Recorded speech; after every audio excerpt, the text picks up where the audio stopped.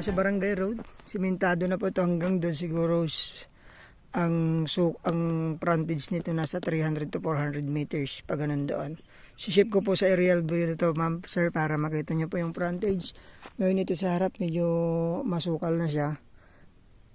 Yan, makikita natin sa aerial view yung kanya pong mga laman. May mga kawayan, manggang native, iba't ibang fruit bearing. Tapos may dalawa itong hektarya na natatamnan ng palay, tapos yung iba mga gulay na siya. So ito sinisemento na siya. Sakto doon sa end po ng property, nagsisemento po yung mga ano doon ngayon. Makikita natin po sa vlog na to na ngayon.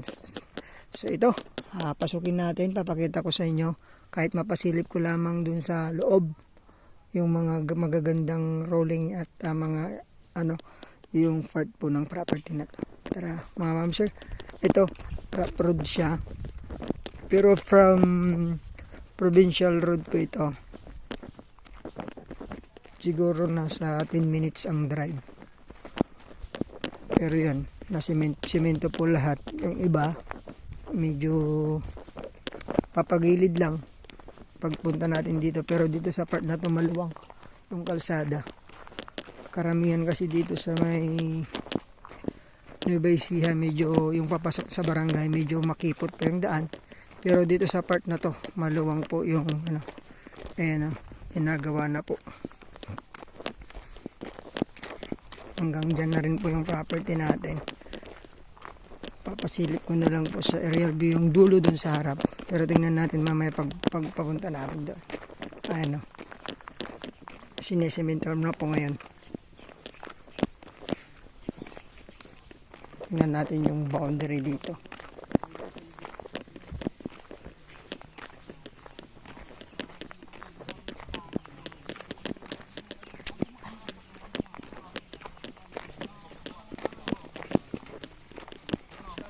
Banda ti boundary na kap. Ditay. Boundary. Ay, dito na yung boundary. Diretso dyan. So, ayan o. Tapos may power line na rin po tayo. Internet malayo pa. Tapos water supply, deep well, water pump na electric pump. Ito, samahan tayo ng ating mga kasama. Dito na. Ayan pala yung ayan po yung bakod nila. Ayan po. Padiretso din. I-ship ko po sa ating aerial view. Papasilip lang namin konti dito sa loob kasi medyo maluwang to. 16 sir, 16 hectares. Ayan, medyo medyo maluwang-luwang na nililinisin, pero to, perfect sa alagaan ng hayop. Farming, ayan, tatamnan po to ng palay, gulay, mga kalabasa, sir. Ngayon po may bukal dito, malakas din po. Galing bundok, dumadaan po sa mismong property. So may pagkukunan po ng pwede siyang gawing mas luwangan, tas gawing fish pan, o kaya gawing patubig. Tingnan natin yung pinakamagandang part.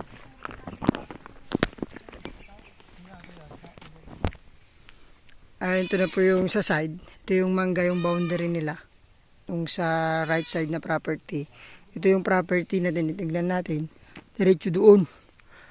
Ang hirap i-visualize, pero sa drone natin i-shape mga ma'am sir. So may bukal to. Itong ating property na tinitignan. Tingnan natin kung anong meron dyan sa taas. May burol daw po dyan. Tingnan po natin. Ayan, kasama pa po yung mangga. Ay, medyo burol-burol na dito. Tingnan natin kung mas magaganda pang view sa taas.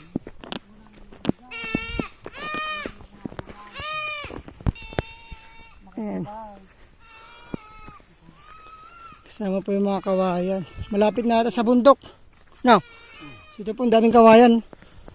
Tapos dyan sa baba, yung daanan ng tubig, dyan po yung nasasaka ng palay. Ayan po. May kubo naman. Ayan po. Maganda gawin ano dyan. Maganda ng fish pan. Kasi para pagkunan pag gustong mag second crop tubig. Doon tayo galing kanina. Sumasuka, lumikot po tayo para makita natin dito sa loob. Ay yung mga ibang mangga. Tapos daming kawayan. Tingnan natin kung anong mas maganda pang view doon. Maganda pong magpatay ng bahay dito sa part na to.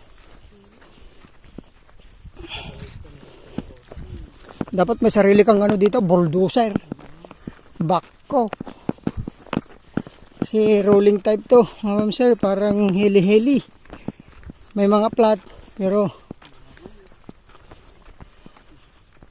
bagay yung pagka-slope, okay naman. Hindi siya yung talagang matirik. Pwedeng lakarin. Tingnan natin kung anong meron dyan.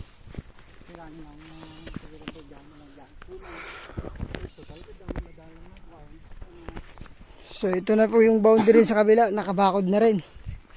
So, hindi rin naman tayo mawawala. Pag ganyan yung bakod, diretso doon sa may barangay road.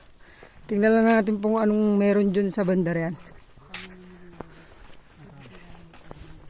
Ayan po, nasa dulo tayo. Tatamnan ng kalabasa po dito.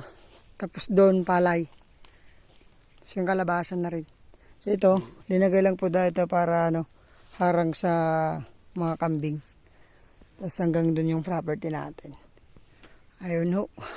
16 hectares po ito. May power line dito. Yung malapit pala yung no? So, paliparan po ng drone. Makita nyo po yung aerial view nito. Yung price, lagay ko po sa description box. Kausapin namin yung seller nito. At kung ilang title po ito. And thank you so much. God bless po sa ating lahat.